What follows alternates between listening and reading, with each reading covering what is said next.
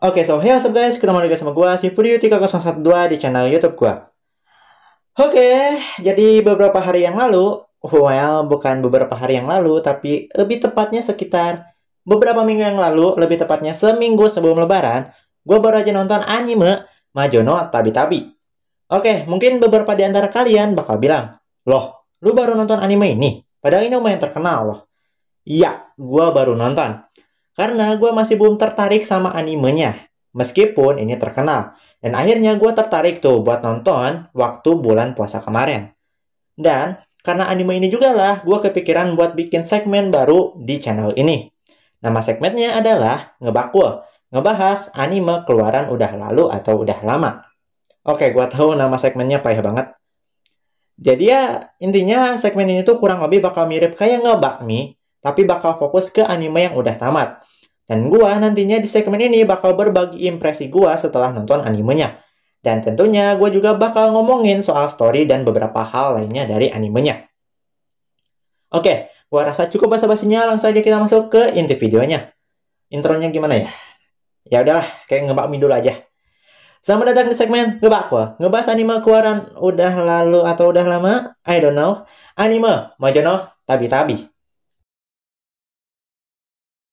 Oke, jadi pertama-tama gue mau kasih tahu alasan kenapa gue mutusin buat nonton anime ini. Yaitu adalah untuk refreshing dan juga nyantai. Dengan harapan gue nonton anime ini tuh, gue bakal disuguhkan dengan cerita heartwarming dan cerita having fun dari Elena yang pergi berpetualang sebagai penyihir. Itu harapan gue. Tapi apa yang disajikan ternyata tidak sesuai ekspektasi gue. Well, nggak sepenuhnya salah, tapi nggak sepenuhnya benar juga. Gimana? Ternyata anime ini tuh menyajikan beberapa hal yang cukup kelam dan menyedihkan. Memang nggak semua episode begitu, tapi yang paling membekas adalah hal-hal kelam dan menyedihkannya itu. Cukup ironis. Oke, jadi di episode pertama, kita tuh disajikan dengan sesuatu yang bisa gue katakan cukup normal untuk anime dengan genre adventure. Well, bukan cuma anime doang, tapi ya berbagai karya fiksi yang temanya adventure. Di mana kita dikasih tahu apa yang memotivasi Elena sebagai MC untuk pergi berpetualang dan gimana prosesi Elena ini tuh akhirnya bisa berpetualang. Gimana dia tuh melalui beberapa pelatihan bersama si Flan Sensei, dan hingga pada akhirnya dia tuh lulus ujian dan akhirnya bisa pergi berpetualang. Alasan yang klise dengan dimana dia tuh terinspirasi dari sebuah kisah buku dongeng yang awalnya gua kira itu adalah buku dongeng. Benar-benar klise dengan bagaimana mereka memulainya, dimana ini malah ngebikin gue makin berpikir bahwa anime ini tuh adalah anime having fun, tapi ada sedikit drama dan adegan yang cukup emosional yang akan diselipkan nantinya di beberapa episode. Terus masuk ke episode 2. Apa yang terjadi di episode 2 pastinya adalah sesuatu yang udah gua atau mungkin kita antisipasi atau berpikir itu pasti akan terjadi. Dimana si Elena memulai perjalanannya, terus pergi ke suatu tempat lalu terhubung dengan orang lain yang ada di sana, di tempat itu atau di negara itu. Ya, sesuatu yang pasti akan terjadi, baik itu di cerita fiksi ataupun di dunia nyata. Lo pergi kemanapun pasti terhubung dengan orang lain. Tapi satu hal yang gue nggak expect akan terjadi di episode 2 ini itu adalah bagaimana si karakter saya ini tuh ternyata sengaja nyuri rencananya si Elena agar dia tuh bisa ada yang nemenin karena adiknya udah pergi lebih dulu ninggalin dia. Memang bukan sesuatu yang kelam banget, dan gue pun di tahap ini masih belum berpikir akan terjadi sesuatu yang menyedihkan dan ya suram. Tapi tetap aja ngelihat saya yang bergantung ke orang lain atau mengharapkan orang lain kayak sebuah penggambaran parasitisme. Mungkin ada sebutan yang lebih tepatnya untuk situasi ini, tapi ya parasitisme adalah apa yang terlintas di kepala gue. Dan ya, gue cukup menyayangkan di akhir episode 2 ini ternyata Elena sama si saya ini tuh nggak melakukan perjalanan bersama. 2 episode pertama yang bagus untuk menggocek kita semua. Kemudian masuk ke episode 3, disinilah awal mula perubahan suasana dari anime itu terjadi. Awalnya memang kayak sesuatu yang indah. Taman bunga, cewek cantik, coloring yang cerah. Bikin kita mikir, wah episode yang indah nih. Ah, ternyata tidak. Apakah terjadi perubahan yang signifikan dalam ceritanya atau dalam suasana dari animenya? Enggak juga sih, cuma ya tetap aja mengejutkan dengan bagaimana cerita ini berakhir. Jadi kan taman bunga yang di awal tuh, yang diperlihatkan Elena di awal episode, ternyata adalah sarang monster. Dan orang-orang yang udah terpikat dengan monster itu berubah jadi semacam zombie. Dan para zombie itu pergi ke negeri tempat Elena sempat singgah di saat matahari sedang tidak ada lah. Entah itu malam hari atau mungkin sedang hujan. Awalnya gue sempat ngira apakah Elena bakal ngebantuin negeri ini buat bisa lepas dari masalah ini. Tapi ternyata tidak. Ya, si Elena juga udah dapat pesan dari ibunya kalau misalnya situasinya berbahaya, si Elena ini tuh harus kabur. Jadi Elena ngikutin saran ibunya. Gue juga nggak tahu apa yang terjadi dengan negeri itu pada akhirnya, tapi kalau ngelihat dari what if skenario yang ditunjukkan di episode 12, mungkin aja negeri itu berubah jadi negeri zombie. Terus masuk ke chapter 2 di episode 3, masalahnya ini tuh jauh lebih kelam lagi. Kalau soal yang bunga kita bisa ibaratkan sebagai wabah. Kalau yang ini udah masuk ke masalah mental dan psikologi. Dan juga soal ini masalah perdagangan manusia bisa masuk lah. Awalnya gue mikir masalah apa yang akan disebabkan oleh bocah ini. Dan ternyata bukan bocah ini yang jadi inti masalah di chapter kali ini. Tapi anak cewek yang bernama Nino. Di momen ini gue mikir, oh kisah yang indah nih. Apalagi dengan cerita yang dikasih tahu Elena di awal. Tapi waktu nyampe ke rumah si bocah, alah, gua nyesel mikir ini bakal jadi chapter yang indah.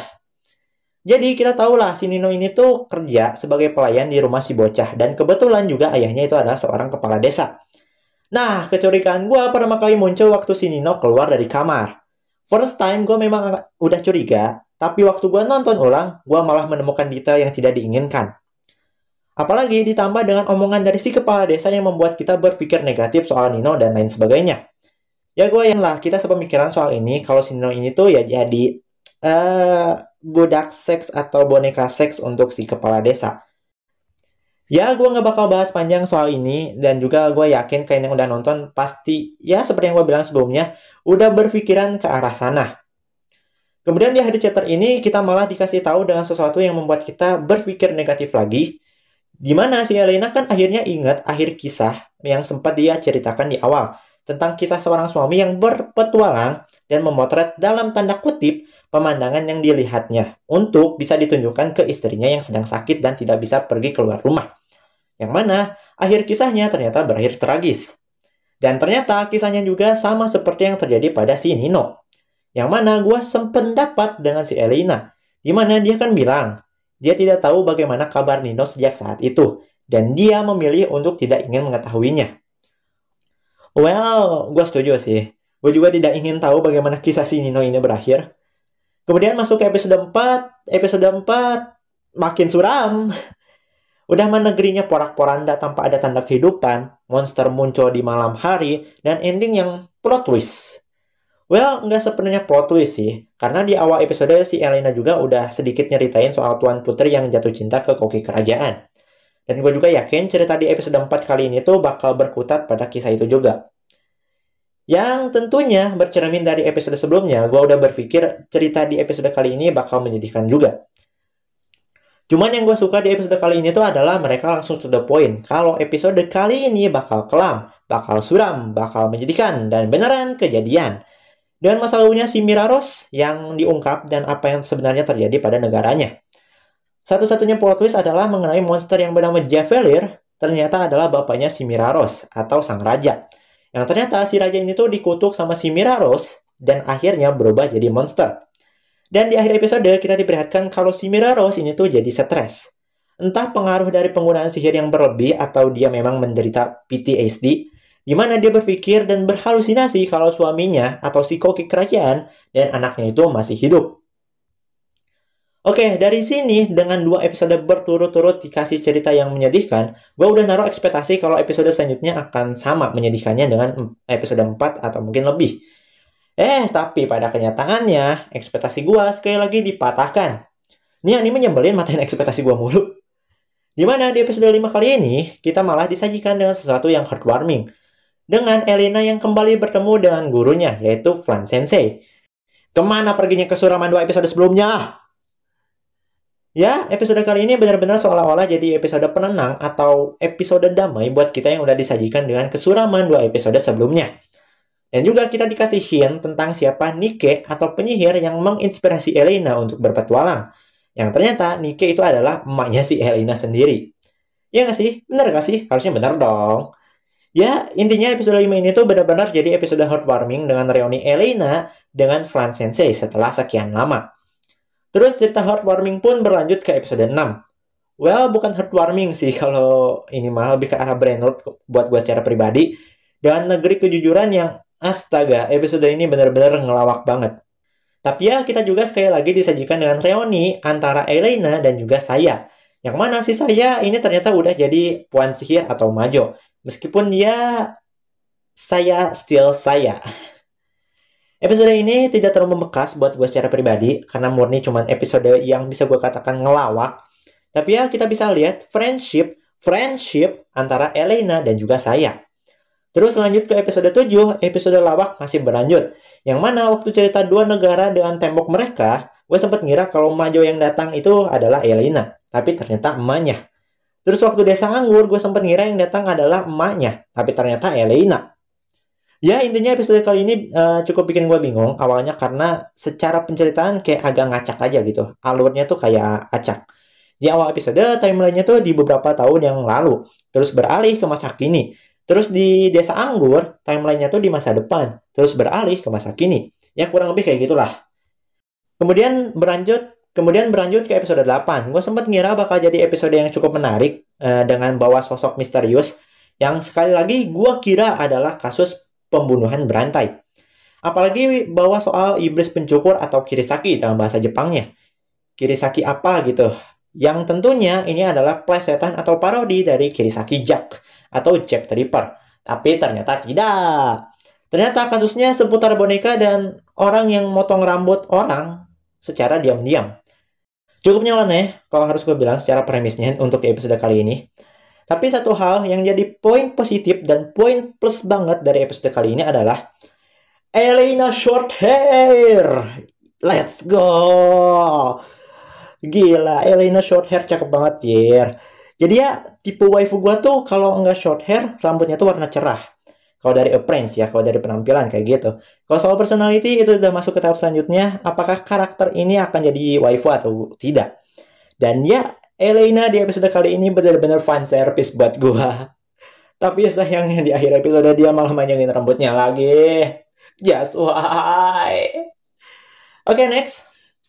Di episode 9, dengan peringatan di awal episode, gue udah tahu episode ini tuh bakal tipe yang kayak gimana. Apalagi mereka juga nggak mau repot-repot nunjukin opening, dan juga ending songnya juga disajikan dengan cara yang berbeda. Jadi ekspektasi gue soal apa yang terjadi, atau apa yang bakal terjadi di episode 8 ternyata ada di episode 9. Terjadi di episode 9. Soal kebrutalan yang gue harapkan muncul dari iblis pencukur atau Kirisaki, ternyata muncul pada karakter yang awalnya kita kira innocence, yaitu Selena. Dan sekali lagi, isu atau masalah untuk anak di bawah umur sekali lagi diangkat dari anime ini.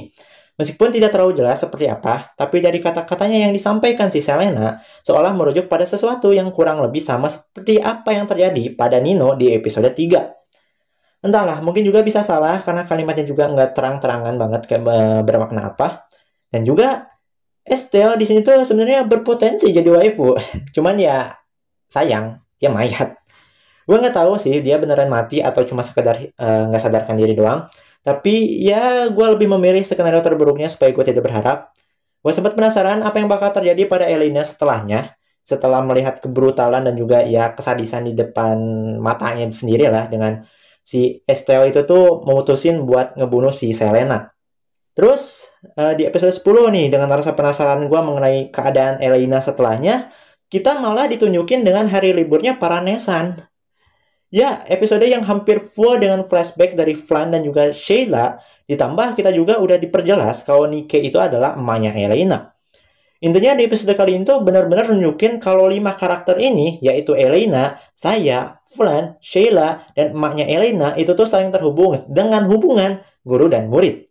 Ya intinya ini definisi sesungguhnya dari dunia tuh sempit. Episode 11 masih ngelanjutin episode 10 tapi ini versinya Elena sama saya.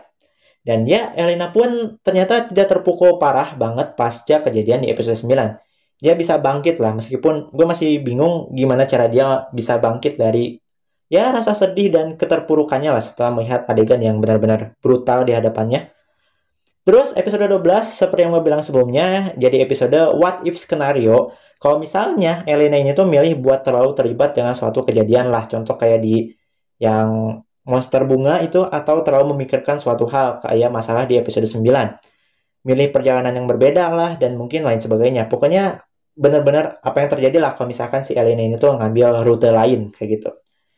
Dan di akhir episode 12 kita ditunjukkan dan dikasih hint kalau Elena ini tuh bakal melakukan perjalanan yang besar bareng karakter baru bernama Amnesia. Ya, ini karakter berpotensi jadi waifu. Gue masih belum baca light novelnya per video ini dibuat, tapi kayaknya kelanjutan animenya di light novelnya memang ngasih kita petualangan besar Elena bareng Amnesia. Dan mungkin ada beberapa kisah yang kelam dan menyedihkan juga sama seperti yang disajikan di season satunya ini. Gue mungkin bakal baca light novelnya nanti, tapi gue harus lanjut dari mana? Dari volume berapa, guys? Coba kasih tau gue.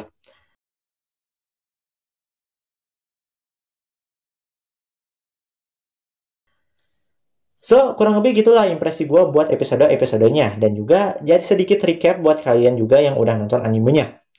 Terus, aspek-aspek lain yang bakal gue bahas kayaknya adalah kayak animasi. Buat gue, ini animasi bagus. Bagus banget malahan. Mata gue tuh terasa terjernihkan dengan ngelihat animasi di anime ini. Memang animasinya tuh sederhana. Well, bukan sederhana, tapi ya standar lah untuk anime kayak gitu. Tapi coloring di setiap episode kayak ngasih nuansa yang berbeda tiap kali gue lihat. Apalagi yang kerasa banget tuh di episode 4. Episode itu tuh jadi episode favorit gue dengan coloringnya, highlight shadownya, color gradingnya. Wah, cakep banget dah. Jadi kerasa banget kalau ini adalah negeri yang sudah hancur dengan penggunaan warna abu dan putih yang cukup dominan. Apalagi waktu nyorot langit sama waktu settingnya tuh sore hari. Beuh, wallpaper. Dan juga soal animasi, gue cukup nggak nyangka dengan adegan action yang dikasih di anime ini ternyata bagus. Seperti yang gue bilang di awal, gue berekspektasi ini bakal jadi anime cute girl doing cute thing dengan premis cewek penyihir berpetualang kayak gitu. Tapi di episode 1 langsung dikasih action yang cukup intens. Penggunaan 3D asset sama 2D animationnya tercampur dengan baik, meskipun ya kita bisa bedain dengan jelas mana yang 2D sama mana yang 3D. Terus animasi karakternya juga cukup fluid, tidak kaku, apalagi ini kan ya mereka itu tuh ada penyihir, jadi bukan warrior yang pakai pedang atau tombak. Jadi ya ini jadi poin plus juga untuk animasi actionnya mereka. Terus animasi battle yang paling gue suka itu ada di episode 4. Lagi-lagi episode 4. Karena tiba-tiba si Mira Rose pakai teknik Gate of Babylon. Itu pedang terbang kemana-mana. Terus juga soal nuansa yang dikasih di setiap negara yang disinggahi si Elena juga jadi poin plus lain buat anime ini. Karena ini anime ada anime adventure, tentu yang jadi kunci dari genre ini adalah nuansa atau suasana dari setiap tempat yang disinggahi si main karakter. Dimana setiap tempatnya tuh harus punya nuansa atau suasana yang berbeda-beda, impresi atau kesan yang berbeda-beda. Jadi harus ada ciri khas dari setiap tempat yang dikunjungi si Elena. Meskipun memang tidak dieksplor secara luas banget, tapi kita selalu dapat kesan yang berbeda dan ingat sama setiap negara yang udah ditunjukkan. Kayak, oh negeri ini tuh begini, atau negeri ini tuh begitu, kayak gitu kan. Atau mungkin ya sekedar dari event yang terjadi di negeri tersebut. Karena ya ada beberapa episode yang memang ya si Elena singgah doang, tapi lebih fokus ke event yang terjadi dengan karakter-karakter di sekitarnya. Dan tidak mengeksplor negeri tersebut. Terus kalau soal story, mungkin karena prolog ya ini tuh dan juga petualangan Elena yang sebenarnya baru akan dimulai. Jadi gue nggak bisa berkomentar banyak banget. Tapi ya cukup mengejutkan lah dengan beberapa episode memiliki cerita yang kelam dan menyedihkan. Plot twist kah? Nggak terlalu sih. Mungkin karena ekspektasi gue aja yang terlalu simple. Makanya gue kaget waktu episode-episode kayak gitu muncul. Kalau mau ngomongin soal plot twist, mau Shoujo Madoka Magica tuh lebih plot twist lagi. Jadi ya buat story di season 1 ini bisa gue bilang cukup enjoyable. Meskipun terdapat beberapa kejutan dan gue tidak mempermasalahkan hal itu. Sama satu lagi, ini mas-mas NPC gue lihat ada di mana-mana loh. Kemudian tambahan, opening sama ending.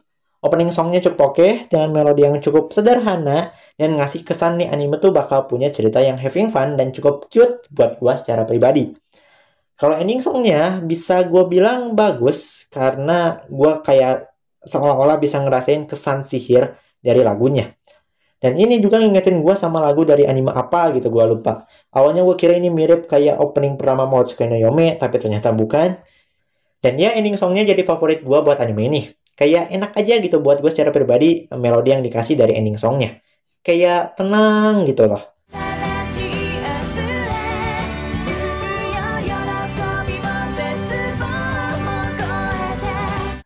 Terus, apakah anime ini worth it buat dapet season 2?